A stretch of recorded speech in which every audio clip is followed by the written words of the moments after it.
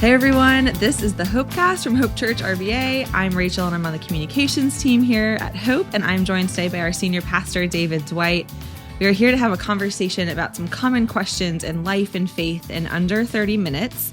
And today's question is, how can we forgive when we can't forget? So this feels like one of those kind of axioms we've heard a million times, right? Like the forgiveness and forgetting and all of those things are pretty sticky in our minds. And I've always kind of wondered, what do we do when you can't forget, right? When you can't let go of it, it's seared into your memory somehow. Can we still forgive? Where do we go with that? Mm-hmm.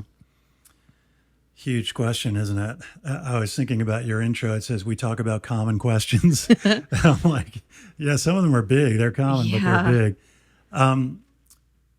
In what you just said, I'm going to make a distinction. You said, how do we forgive when we can't forget? How do we let go?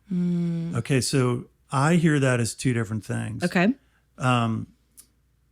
Letting go, to me, is an emotional work that comes with forgiveness. Forgetting is something different, right? So our brains are not going to just go blank on something painful that happened. Yeah. It's not going to be like, if your brain was a file cabinet, it's not like you're going to go looking for the file of that painful experience and it's just not there any longer. Our brain is going to have that memory. The question is, what do we do with that memory? And what do we do with the emotional positioning of our hearts when we have this painful experience? The painful experience is the overarching thing. Then we have a memory of it.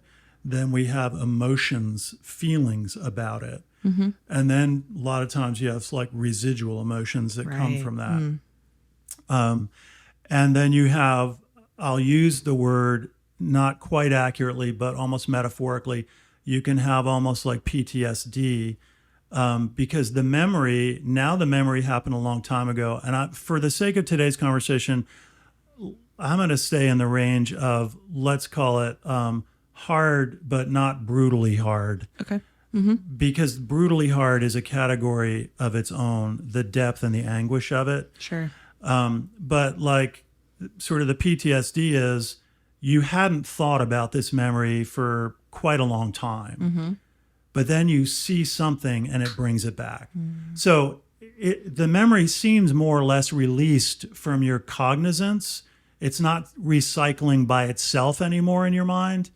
You're like, gee, I hadn't thought about that in a long time. But then you see something and it triggers the memory again. Right. So the memories are there. What do we do with those memories? Our thoughts about them. Yeah. And then what do we do with our emotions about them? So I think forgiveness is wrapped up in these things. And so we can talk about forgiveness with us and another person. We can also talk about forgiveness with us and God. So I'm going to start maybe for a moment to reflect on us and God and some of the things the Bible says about the way God loves and forgives us. So the Bible gives a clear picture that with God's forgiveness comes a removal of the memory of it. And that God doesn't keep holding the memory in mind against us. Yeah. So for instance, in Psalm 103, it says, as far as the east is from the west, so far has he removed our transgressions from us, removed them from us. I think we tend to think when we ask God for forgiveness, we get amnesty, but not removal. Wow, yeah. Amnesty is like, I'll let you go, but I'm still keeping this on your record. And I think for many of us, we think we get amnesty, but not removal, right? It's almost like criminal law. Like, okay, you're out of jail, but you do still have a felony record. Yeah. Okay. And we tend to think that way with God. Then let's patch together a couple of other places in the Bible. In 1 John 1:8, it says, God is love. In 1 Corinthians 13, we're told love keeps no record of wrongs. I think it is responsible biblical interpretation to therefore say God in his love keeps no record of our wrongs. Yeah. Keeps no record of them. We're not as good at that as God is. Yeah. Right? There's an old joke, right? And I've heard the joke about a mother and a daughter, and they've gotten in an argument, and the daughter says to her mother, every time we have an argument, you get all historical. And the mother says, you mean hysterical? She says, no, historical. Every time we have an argument, you keep going back to all the things you've been unhappy about with me from the past, and you keep regurgitating them into the present. So that's a whole nother story, because when our kids were growing up, when we had to work through something, we would talk about, let's have a sincere conversation about it. Let's say what needs to be said. Let's forgive, and then let's not return to this. So in the future, when something hard happens, we're not going to come back to it and say, yeah, but you always, and I remember when. We're going to do our very best to leave that. We talked about it. We addressed it. We're not bringing that one into now. That's helpful. Okay, so then, the joke is you get all historical. No, Mom, what you do is you just bring up all the things you've been unhappy about in the past. Yeah. Okay, so God keeps no record of wrongs. Speaking about our relationship with God, I think most Christians, most people who are sincere about wanting to have a rich and intimate relationship with God, I think most of us have sin patterns or categories. It's like a thing that is a hard thing for us. Okay, and it's going to be different for a lot of different people. Call it anger, call it gossip, call it lust, call it bitterness, call it jealousy, whatever. And for many of us, one or two or a few of these can be a challenging category. Yeah. And we haven't, quote, gotten over it. This category, we tend to fall back into it repeatedly.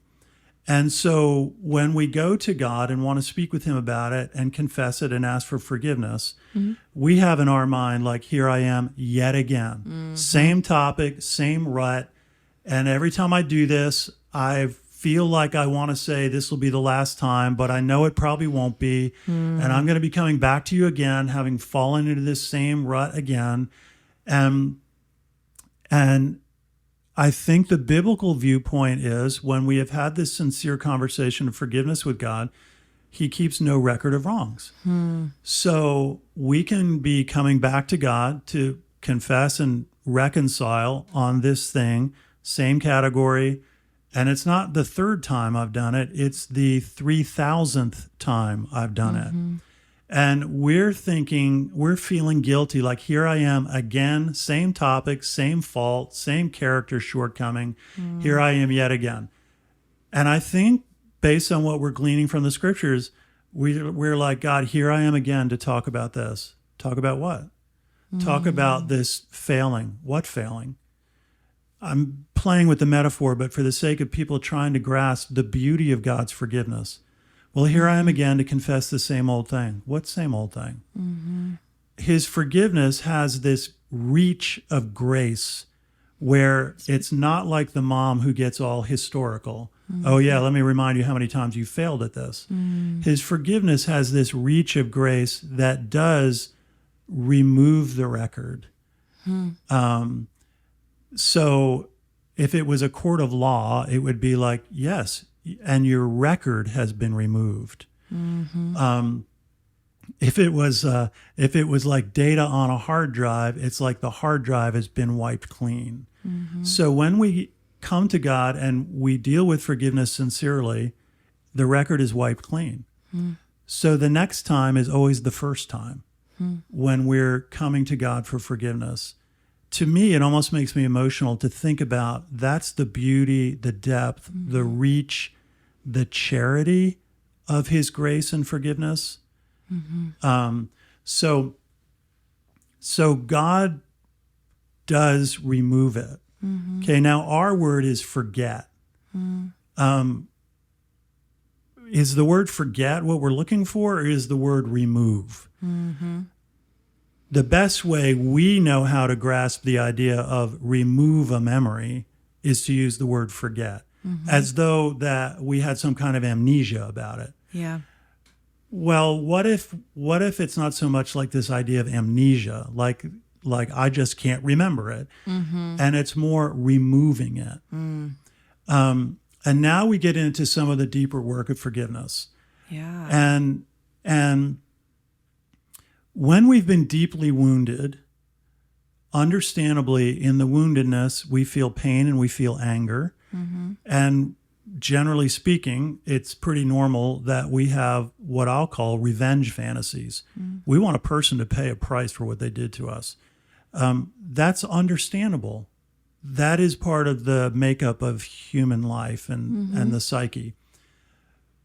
But if we can begin to step back from it a little bit, we begin to realize that internal bitterness is creating a prison for me, as well as holding something against that person. So then I've got two places where this problem is really significant. One, I have an unreconciled antagonistic relationship toward this person. And two, my interior world is in knots and chains. So this inability to forgive is sucking the life out of me. Yeah. So it becomes dominating. It is the lens through which I see everything. Yep. If the pain was really big, I can't see anything in the world except through that lens of my pain. So it begins to reduce and shut down our own living. So we can step back and say, do we want that? And we're like, no, we don't want that. Okay, I know I want something better than that. Yeah. Okay.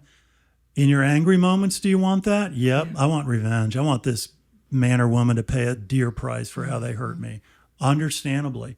Sometimes I think when we're seeking forgiveness, to me, the biggest part of forgiveness is prayer. The biggest part of me growing into forgiveness toward another person is prayer. And it's not just a one-time thing. It's prayer like, God, I want to bring this person, this situation, and this pain to you. And I want to talk about it, and I want to process it, and I want to ask you to give me your perspectives. And I want to ask you to help me come closer to Jesus. I want to ask you to help me understand the price you paid for my forgiveness. I want to ask you, Jesus, if you could help me grow closer to you, because you absorbed the pain of sin and you have given me the gift of forgiveness. Can you help me to some degree, yes, absorb this pain, but more than that, to give it to you? Yeah. So this pain and this emotional burden and anger and duress, it doesn't just go away. But I do think God is inviting us to place it with Jesus, to place it with Jesus. So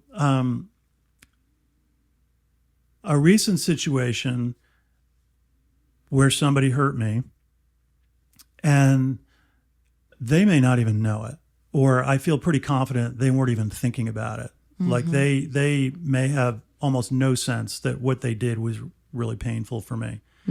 Okay, so that's another interesting and sometimes complicating factor. But here's what I'm thinking. It was recent, so I've still got emotional turmoil about it. Yeah. It's not a huge thing, but it was, I mean, there's millions of little hurtful things that happen in our lives that are also part of this conversation too. Like, how do we process, all the little ankle biters, like these little fleas of hardship. Okay. But, here's what I'm thinking. This is the way my head processes this. Jesus, right now I'm hurt by this person, by what they did and what they've done to me. I do not feel charitably toward them. Yeah. But I know that you love them. And I know that they're a human being. And I know that you want love, redemption, and wholeness for them. Knowing that you want those things, then my first step in trying to get there is that I'm going to try to align my emotions with what I know you want. Yeah.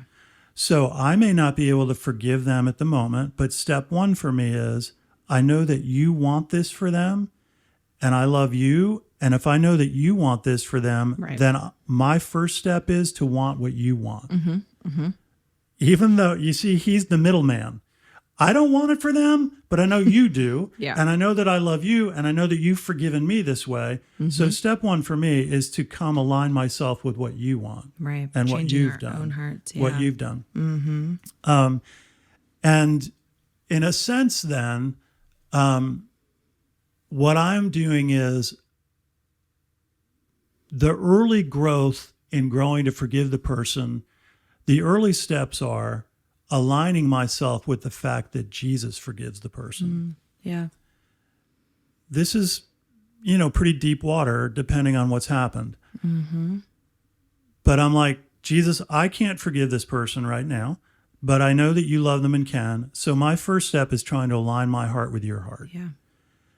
And then I have this strong sort of theological sense that God offered his own son on the cross. The price paid for forgiveness and reconciliation was very high. Mm-hmm. This may sound odd to some people, but if I hold on to all of this bitterness, I am disregarding the cross. I am disregarding the price that God paid to offer forgiveness. And in a sense, it would be like God saying, why are you paying no attention to the magnitude of the price that I paid to bring forgiveness into the world? The more you're holding on to this yourself and grinding in your anger and bitterness, the more you're walking by Jesus on the cross and giving no heed to him. Wow. No heed to the price, the pain, the anguish, the sacrifice. Yeah. And it sounds hard to say it, but put it on him. I paid this price for the purpose of offering forgiveness. Mm-hmm. So we might want to say, no, I don't want to put my pain on him. His suffering is already too great. This is why I paid this price. Yeah. So put it on him and stop putting it on you. Yeah. Wow. And then in the slow process of time, one, I think we can begin to align ourselves with Jesus. And the more we will bring our prayers into what I would call a constructive place with what I'm thinking and feeling, in time, that forgiveness that Jesus has for them begins to seep into me as well. Wow. Yeah. But it doesn't happen overnight. Yeah. It takes a long time. And it also comes with a deep recognition, right? The New Testament says, he who has been forgiven much loves much. Have I taken into account the forgiveness that's been given to me? Yeah. Because, of course, when we're really hurt, we're all like, well, I'm a good guy and you're a creep. I'm a good person. I deserve love. And you're a bad person and you don't. And do we take into account the forgiveness that's been given to us? The deep piece of it. Right. And so this conversation, even literally, I want to say is, I can see your countenance. You're like, wow, this is really significant. You can't do this quickly or superficially. Right. You can't be driving in your car and have a stoplight prayer and say, God, help me forgive this person and move on. Yeah. It's way deeper than that. Oh, yeah. Yeah. But for people who really want the life of Jesus to be coursing through our veins, this deeper work is the work to do to become this person of forgiveness and grace and depth, rather than this person who's holding on to my anger and bitterness and hurt, which is understandable because we're human. Yeah. But there's a deeper invitation to a place of life and freedom. Yeah, that's beautiful. I have a lot of thoughts, and I feel like none of them are as eloquent as what you shared, but it's convicting to me to think that when I'm really resistant to forgiveness, or maybe feel so indignant or so like I deserve to be angry, that person, like you said, deserves to suffer, I want this revenge, there's very little alignment of my heart with the Lord's heart. And when I feel that way, and it's very self-centered, and not life-giving or fruitful place for my heart to be. But there's such freedom, like you said, with aligning our hearts with the Lord's heart for others who have maybe wounded us and even for ourselves. And I think you're right that the more I really grasp and sink into the magnitude and the beauty and really the freedom of the cross and the sacrifice that was made there, it's such a natural response to want to offer that and make more of that than to make less of it. I'm just kind of struck by that. Like, I don't want to diminish the cross and what was done there. I want to make much of that. And if in some way my forgiving of others makes more forgiveness because of the forgiveness that I've received and how much that was, it just feels like it makes more of the cross than to make less of it. Well, to hear you say that really opens a big thought to me. You're using the phrase to make more of the cross versus make less of it. I don't think I've ever thought this. So I had been thinking, take that pain and give it to Jesus on the cross. In other words, for lack of a better way to say it, employ the cross to its fullest intended effect.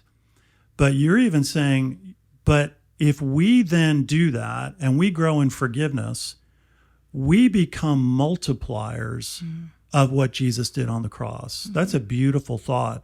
So as his disciples, it's not only that we take all our stuff and put it there, it's that we become multipliers. It's like concentric outward going circles of taking what happened on the cross and spreading it more and more broadly. So we become people who are forgiveness spreaders. And a story that I can't resist telling is from a guy years ago named Ray Bakke. And Ray was involved in racial reconciliation work in Chicago. And in his time, I don't even know if Ray's still alive. He would be an old man if he is now. But 20 years ago, I heard him tell this story. And he had gone with a handful of people to the Middle East for some meetings.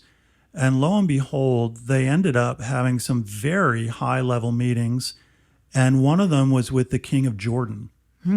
So Ray Bakke and probably the U.S. Secretary of State, one or two other people, they have this meeting with King Abdullah of Jordan, the father of the current King of Jordan. And when the meeting is coming to an end, you know how it goes, meetings, people are wrapping up and they're putting their stuff together and they're leaving the room. He says, it turned out that only the king and I were left in the room. And he said, it all of a sudden struck me that I was in the room with this guy. You think security and all that? I don't know. But so this is what he said. The discussion was about, the pain and violence in the Middle East with Palestinians and Israel and so on. So Ray Bakke's a Christian. So the King Hussein of Jordan says to him, Mr. Bakke, I'm hearing that more and more Christians are leaving the Middle East because of their concerns about violence. He said, to whatever degree you can encourage Christians not to leave the Middle East, please ask them to stay. And Ray Bakke was like mystified. He's like what? So he said, could you tell me more about what you mean? And this is the King of Jordan. He said, true Christians who understand the cross are the people who understand what it takes to bring about reconciliation. Please tell your Christian friends not to leave the Middle East. Just think about that. Wow. First of all, think about how much credit King Hussein is giving ordinary Christians. Yeah, woo. Like true Christians understand the cost and the price of reconciliation. Yeah, but wow. Unbelievable story. And so that's all wrapped up in this forgiveness. Yeah. And so no, mentally, we're not going to just have amnesia. The thought isn't going to go away. I think when we say, how do I forgive when I can't forget?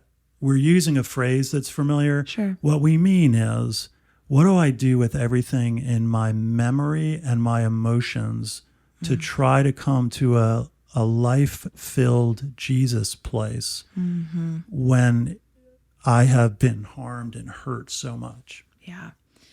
It's striking. We, like you said, named this episode with kind of that maybe catchier angle, but it's much deeper waters. The cross is no small thing and forgiveness is no quick fix.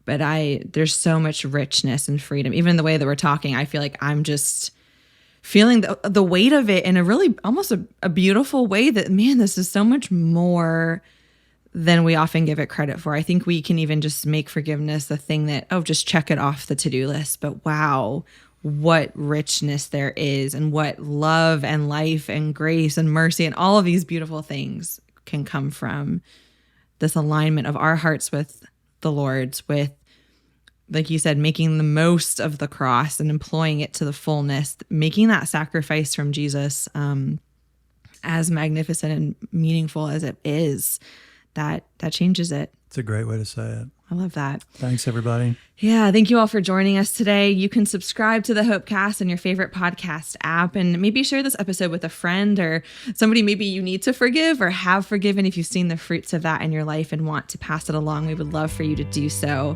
And if you want to learn more about Hope, you can find us online at hopechurchrva.com, and we hope you'll join us for next one.